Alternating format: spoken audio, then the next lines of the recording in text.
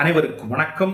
The truth, உண்மை பேசலாம் வாருங்கள். நண்பர்களே, கன்னியாகுமரி மாவட்டத்தில் கிள்ளியூர் தாலுகாவுக்கு உட்பட்ட தூத்தூர் மீனரவு கூட்டுறவு சங்கத்தின் நியாய விலை கடைக்கு தனி இடம் இல்லாத காரணத்தினால் கிள்ளியூர் சட்டமன்ற உறுப்பினர் மதிப்புக்குரிய ராஜேஷ்குமார் அவர்கள் தன்னுடைய சொந்த பணத்தில் 9.5 லட்சம் ரூபாய் செலவு பண்ணி ஒரு கட்டிடம் கட்டியிருக்கின்றார்.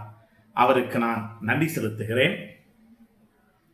ஆனால் அந்த கட்டிடம் இது அந்த பயனாளிகளுக்கு பயன்படுகின்ற விதத்தில் இருக்கின்றதா என்பதை பற்றிய ஒரு பதிவை நான் உங்களுக்கு இப்போது இடுகிறேன். நண்பர்களே, இந்த நியாய விலை கடையில் கொடுக்கின்ற உணவுப் பொருட்கள் எப்படி இருக்கிறது, இந்த நியாய விலை கடை துவங்கிய பிறகு என்னென்ன நிகழ்வுகள் ஏற்பட்டிருக்கிறது என்பதையெல்லாம் அந்த மக்களை சொல்வதை நீங்கள் கேளுங்கள். நீங்கள் கேட்ட பின்பு இதனுடைய தீர்ப்பு எப்படி இருக்கும், என்ன செய்யலாம் என்பதை பற்றி நீங்கள் உங்கள் கருத்துக்களை இந்த பதிவுக்கு பிறகு, இந்த பதிவை முழுமையாக பார்த்ததற்கு பிறகு நீங்கள் உங்களுடைய பதிவுகளை கமெண்ட் பாக்ஸில் நீங்கள் கமெண்ட் செய்யுமாறு அன்போடு கேட்டுக்கொள்கிறேன்.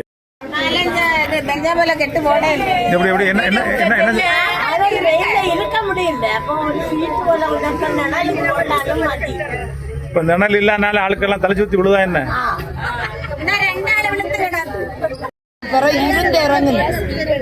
உங்களுக்கு ஏறதுக்கு வழி சரியில்லையா?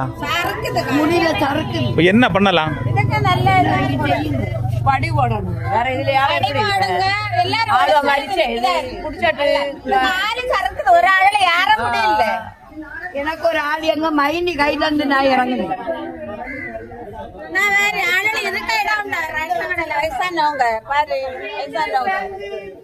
வெயில் சமயத்துல நல்லா இருக்கா?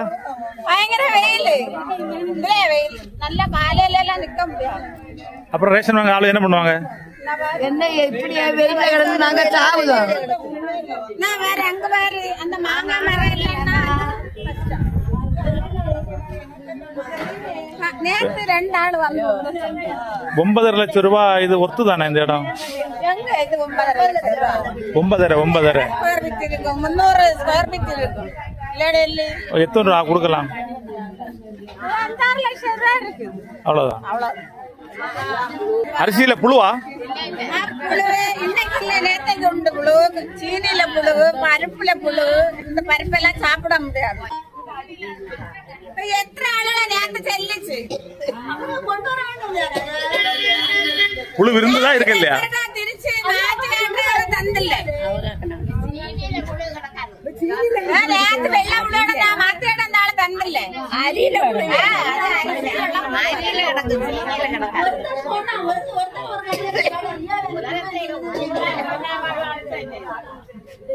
எனக்கு இத்தனால நான் கம்ப்ளைண்ட் இல்ல, உள்ளதான் செல்லாட்டாதா? உனக்கு ஒரு ப்ராப்ளம் வராது.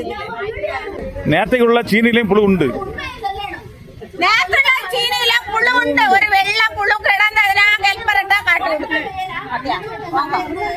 யாருக்க பைக்கு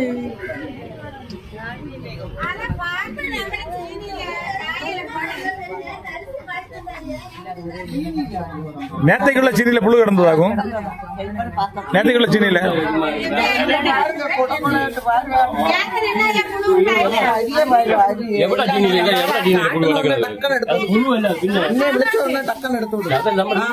சீனியில புழு இல்ல, மற்ற அரிசி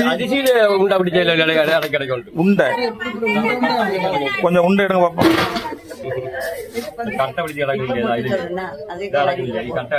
அதாவது வந்து இது நகர்த்திடுங்க. ഒരുപാട് വരുന്നു. അരിയ വാരി പോടാ പോകുന്നു.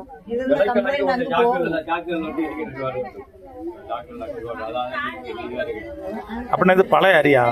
പഴയ അരി എന്താണില്ലേ, ചാക്കുകളിൽ ഒട്ടിവെട്ടിരിക്കും. ഞാൻ പിന്നെ എല്ലാം അതിനൊക്കെ ചിലതൊക്കെ മാറ്റി കിട്ടും. കൈ കൊണ്ട് ഭാര്യ ദൂരെ വേണം ചിലത്.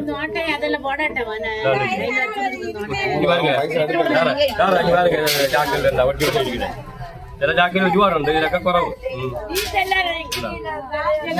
എല്ലാ ചാക്കിലും ഉണ്ട്. ഇത് കട്ട പിടിച്ചിരിക്കുന്നത് അത് കുറച്ച് പഴയ അരിയാണെന്ന് തോന്നുന്നു. കട്ട അരിയാണ്. நண்பர்களே, இந்த வீடியோ உங்களுக்கு பிடித்திருந்தால் இது லைக் பண்ணுங்க, ஷேர் பண்ணுங்க, நிறைய பேருக்கு பரப்புங்க. இதுபோல எத்தனை கடைகள் துவங்கப்பட்டிருக்கிறது. சட்டமன்ற உறுப்பினர்கள் தங்களுடைய நிதியில் இது போன்ற கடைகளெல்லாம் துவங்கி எல்லாம் மக்களுக்கு பயன்படுகிறதா? இந்த கட்டிடம் சரியாக கட்டப்பட்டிருக்கிறதா?